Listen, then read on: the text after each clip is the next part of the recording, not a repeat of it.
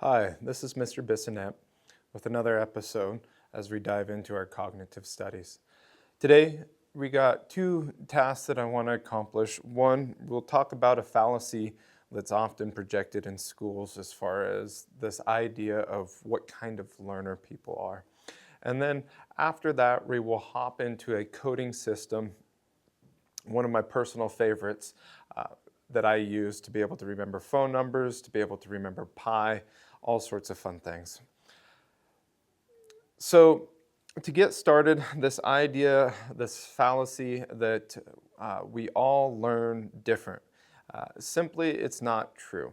The way that the learning process works is we as individuals, we have to receive the information. Our brain then processes the information in some form or fashion. It starts sorting it and connecting it to different neurons, and then we revisit the information. And as we continue to revisit that information, that memory becomes stronger. So the process for learning is relatively the same, whether it be humans, whether it be dogs, cats, horses, whatever, multicellular brains that we have. Again, the process is that we receive the information, we have to process the information, and then store the information and be able to retrieve the information. One of the things that often gets repeated in schools is that I'm a kinesthetic learner or an auditorial learner or a visual learner. And again, this isn't true, and it's one of those ones that can kind of erode a student's ability to fully be present in a class.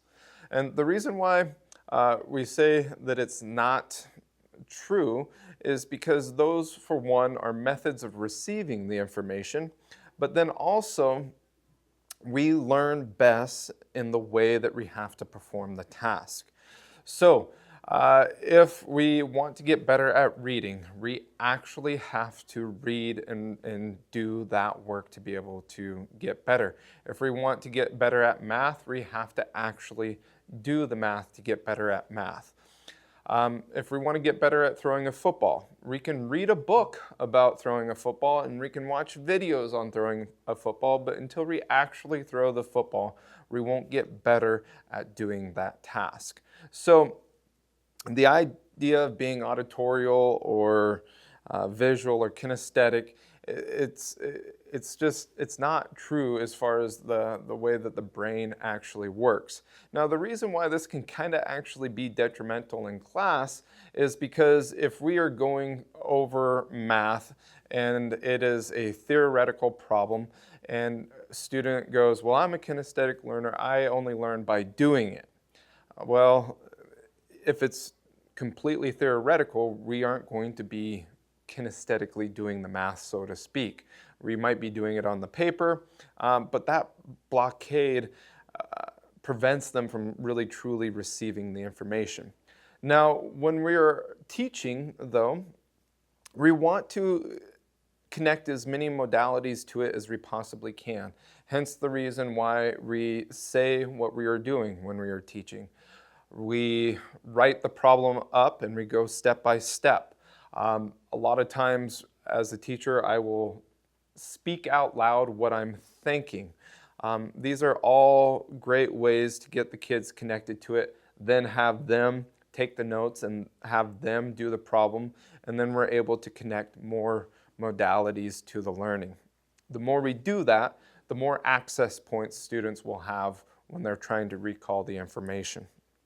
All right, there is some of that. Now, as promised, I'm going to jump into this number system that I use for memorizing phone numbers, for memorizing long digits of pi, and all sorts of fun stuff. Honestly, too, I got to kind of give a shout out to the book I got this one from, Secrets of Mental Math by Arthur Benjamin and Michael Shermer.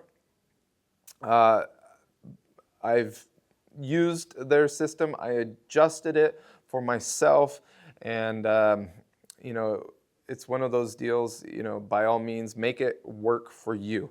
And when you do that, it will perform way better than something you pull off the shelf. All right, here we go. So the way the system works is like this. 1 is T, and notice 1 kind of looks like a T. 2 is an N, and we know that because the N has 2 bottom parts. 3, that's going to be an M, same way, we have 3 bottom parts. 4 ends with an R, so it's going to be our R.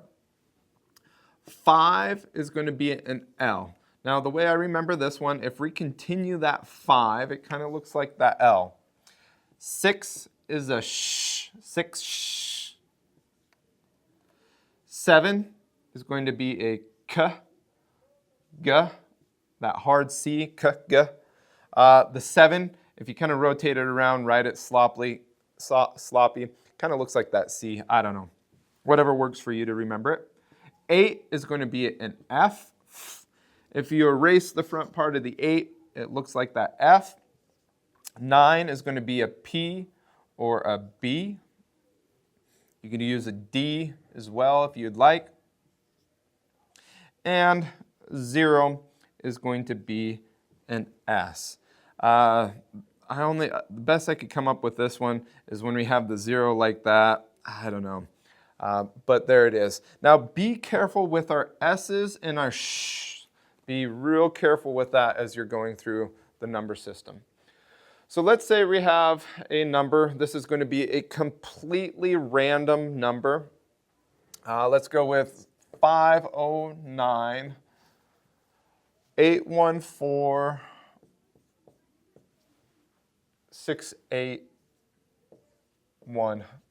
Okay, not any number that I know, just completely made it up for this example to show you how it is and show you how it works. So first thing, numbers are chunked up like this. Okay, that chunking helps our brain to process the information. That's a good thing. That all being said, I don't know about you, but I still struggle to remember numbers even with that chunking. So that's why I use this system, and that's why I'm going to show you this system as well. Now, another great tool and strategy with the cognitive stuff is don't study stuff that you already know. Or if you do, don't spend a ton of energy on it. When I was teaching math classes, I would tell students to get their flashcards out to work on their multiplication facts. And they would work on the easiest problems, and they would work on the problems that they already knew instead of spending that time on the ones that they didn't. Okay? When our brains are fresh, we want to use it for the toughest stuff. So we already know this. I'm not going to waste brain energy. I live on the east side, so it's kind of a given what the area code is going to be, so I'm not going to worry about that. Now, we will start coding this. 8 is going to be the F, 1 is going to be a T, and 4 is going to be our R. 6 is going to be our sh. 8 is going to be an F. 1 is going to be a T. And 0 is going to be an S. Okay?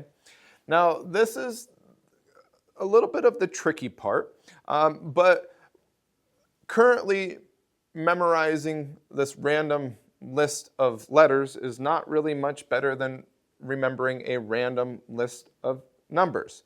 So what we can do is any of the letters in the alphabet that are not in our coding system, we can use them for free. Now, my goal when I'm coming up with these words is to include as many letters as I possibly can. Sometimes it works. Sometimes I only get one word. Sometimes I can combine it into 2 or 3, whatever the case may be. But here we go. Now, this is where it can be kind of fun for the students as well, because they get to be creative. They get to build this picture, and it gets to be their own. So, as I'm putting this together, the first thing I see is father, shifts. Okay, we did a great job including a lot of the letters in only 2 words. Awesome. Okay, now if I want to remember this phone number, and if I want to remember this phone number for a particular person, what I'm going to do is visualize in my mind's eye that person, and maybe on top of their head, I'm going to see my father, and he's going to be shifts multiple times back and forth. I'm going to visualize that. It's kind of weird, it's kind of wild, so that's something the brain is going to remember. Now, if I really want to be intentional about remembering this number, a couple things I'm going to do. I'm going to wait about 5 minutes and I'm going to think of that visual again. Father on top of that person's head, they're going to be shifts. He's making shifts, going back and forth. Visual it. I'm going to visual it one more time at the end of the day, and then the next day I'm going to recall that picture again.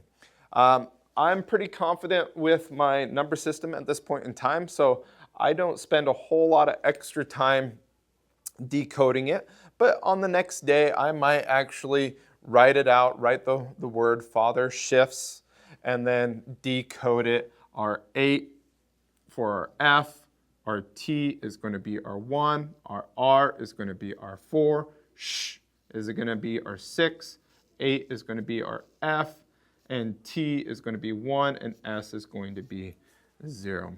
Okay, so using that visualization really, really helps. Now, again, this is one of those ones, it requires a bit of effort to memorize our code system, but once you have it, you can use it for your phone numbers, you can use it, I have my credit card memorized, I use this to memorize my social security card number, I use this to memorize random passwords that I have to have and use for work.